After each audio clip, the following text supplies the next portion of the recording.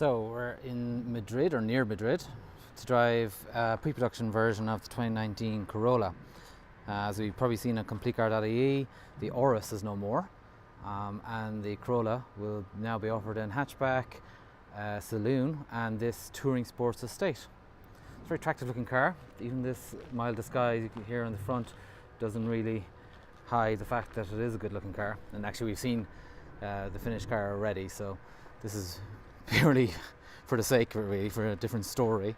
We've been out driving it today already. Can't tell you a huge amount about how it drives yet, not until 7th of November, I believe it is, the morning of that. Just gonna have a quick look around it.